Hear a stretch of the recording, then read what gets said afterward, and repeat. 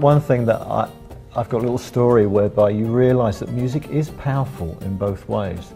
And I was actually playing at a festival once, and a lady had come up to a guitarist friend of mine who was playing in the band and actually said, "I cannot worship tonight because of the drummer. The drums are too loud and too noisy." Can you believe that? Not you then.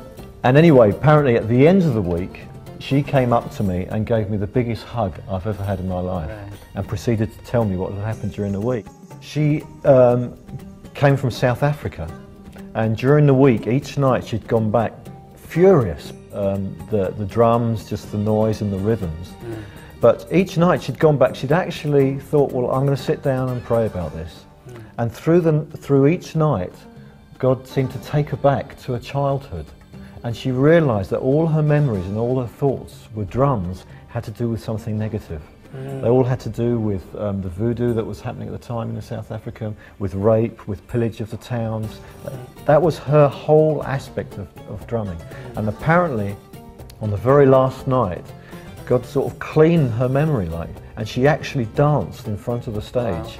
And she actually came up to me and said, "That was the first time I've ever danced with drums in a band." Wow. So that just shows you the power of drums or music on a positive side. As well. That is such a neat story, because so often people just react. They become reactionary to anything that is different. They become reactionary to change.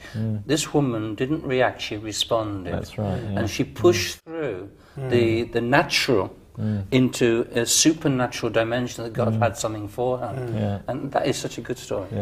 In the Old Testament, it talks about prophesying on instruments. Do you find when you're playing with all the different instruments you have, percussively and on the drums, that there are times when there's a dimension that changes, isn't there, when you're playing?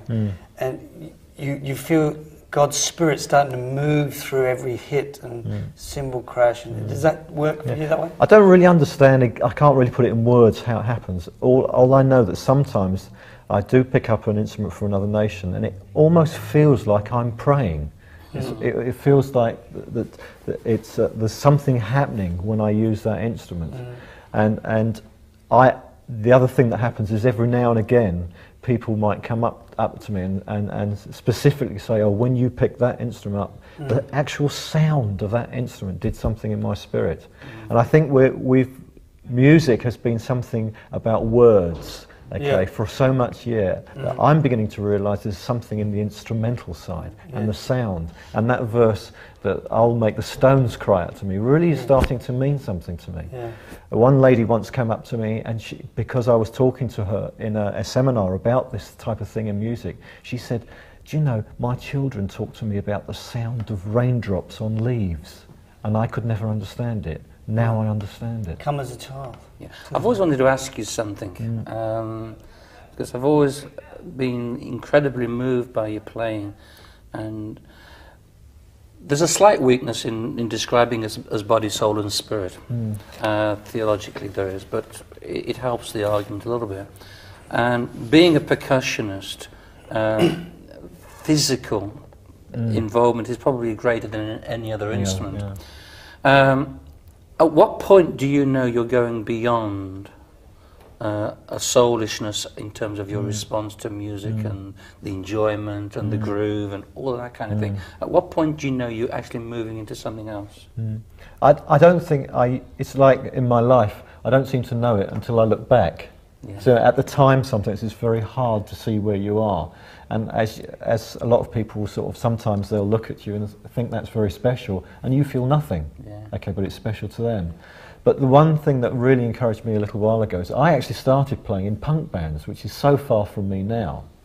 And I used to have to, the only two things I could do well was play very fast and very, very loud. And so that was great for that sort of music. But a little while ago, when I was playing once in a church, God actually took me back to that time and actually said to me, "Where is your passion you had then? Wow. Where is it now?" And I suddenly realised that although that might not have been the greatest scene for me to be in, I actually learnt a lot from that.